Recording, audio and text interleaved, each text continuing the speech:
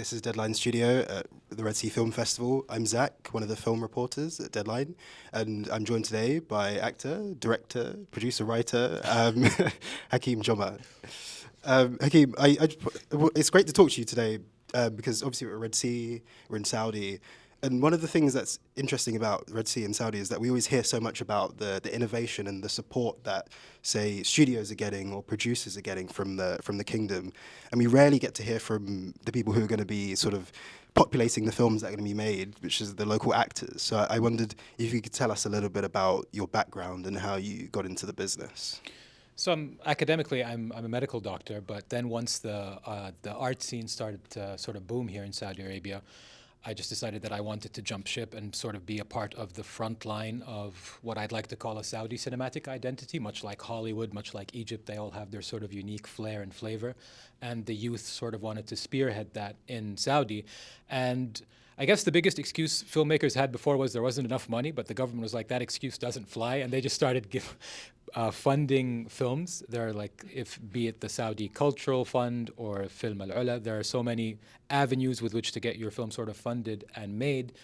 And I guess it's that kind of reinforcement that really sort of drives the youth, which shape up the majority of the kingdom, to want to get on the filmmaking bandwagon. What would you describe as the Saudi sort of cinematic identity? Because one thing I've noticed is that sort of the confidence of the genre filmmaking here. That your first film was a horror, what people might describe as like elevated horror, but there's so much great genre filmmaking. So what is the sort of identity of Saudi filmmaking? I mean, I guess to me the Saudi cinematic identity is just the culmination of all our different voices, because we were so used to more of an independent film scene with like more experimental festival films, but now with there actually being a Saudi box office and Saudi box office films that grossed higher than James Cameron's film here or Leonardo or Scorsese's films. So now we sort of want to veer into more commercial films, but with that, every film we make, no matter what genre, it's not so much a confidence as it is, let's present it and see what happens, because we legitimately don't know how a Saudi audience would receive a Saudi horror versus an American horror, or a Saudi romance versus an American romance. So that's sort of the excitement that we're experiencing is we don't know. We don't know how those things are going to be received, and we just each director, and there are 8 of them here that I highly admire, all have their unique voices, and the culmination of that being what the Saudi cinematic identity is. It's not one thing. It's just when you watch a film, if there was no sound and no subtitles, just by the aesthetic and just by the feel, you would know that that's a Saudi film, and that's, I guess, ultimately what we're trying to do. Are you shooting now, Desert Warrior, or is that wrapped? Desert Warrior has wrapped. Right. What was the experience of working on like a big Hollywood production with Hollywood actors in Saudi? What was that? Maybe I wasn't as involved in Desert War. I was involved like as a small part in Desert Warrior, but more recently I was part of Kandahar with director Rick Roman Wu and Gerard Butler and Travis Fimmel. And that experience, just having those names here and having to experience what that level of production, and the beauty of seeing Saudis shadow every member of the crew. So you would always have these experienced foreign crew members coming in, and you'd have Saudis shadowing them, so that little by little, the finer, maybe softer skills in filmmaking, like sound design or pre-production or post-production, we would eventually become a totally independent sort of body of cinema. But having them here and them seeing Saudi Arabia and the topography of Saudi Arabia, the culture of Saudi Arabia as a viable cinematic option, it'll always be astounding to me. Genuine. It is still surreal to this day that we are here. And I like that feeling of surreal, and I hope that I can maintain this sense of wonder 20 years down the line. I guess we are still in the sort of the preliminary stages of the industry, and it's exciting and it's bubbling. I wondered is there sort of an industry that you see out there that you're like, I would like us to replicate that, not so much in the sort of films you make, but the sort of the structures, the way that the industry kind of operates.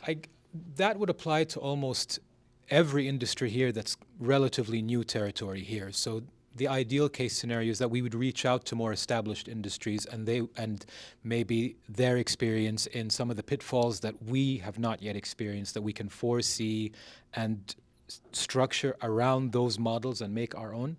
The sky's the limit. So it doesn't just apply to the film industry, it applies to entrepreneurship, like you name it, we are structuring it from the ground up.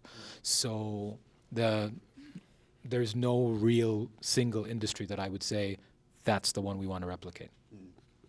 And again, sort of going off the first question, we hear a lot about the support that producers are getting here, and something like the project at NEOM. And I wondered, as a performer, someone who's moving from the medical practice to being a performer, what kind of support did you get into sort of becoming an actor? Because I guess you don't, that doesn't just happen overnight. It does not. It does not happen overnight. But I was in the industry before the industry existed, so there was a sort of underground film scene going on. And I did every job under the sun in the film industry. I was a sound guy, I was an assistant location manager, up until you get that one shot where that sort of elevates you to the next level as an actor. And I was lucky enough to get that one shot. And once I just grabbed the ball, I ran with it. So as far as the support is concerned, the film that we're premiering here on the 6th of December, Fever Dream, is fully supported by the Saudi Cultural Fund and the Red Sea Fund. So I hope that it'll be an example of what you could do. And it's a 3-hour-long surrealistic dark comedy, and it'll be exciting to see how an audience receives that and what they would do based off of that. So once they realize that this is funded by local funds, then they'd have no excuse to sit on that script any longer. Just take that script and go and try your luck. You can only get lucky once, but hopefully it's with those funds. Awesome. And what are you doing next? I am hopefully going to direct my next feature film, another horror. Most of what I'm going to, if I direct or write, it's always going to be horror. That's my wheelhouse. That's what I know how to do. But hopefully, yes, by the end of next year, I would have finished my second feature. Just an indulgent question for myself. What's your favorite horror film?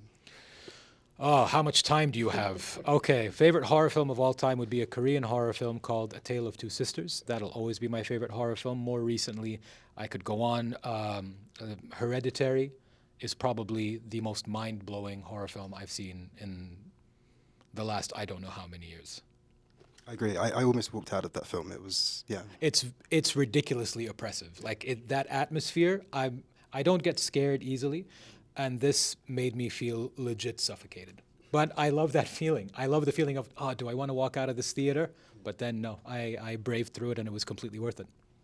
Awesome. Thanks for joining us. Thank you so much. Thank you.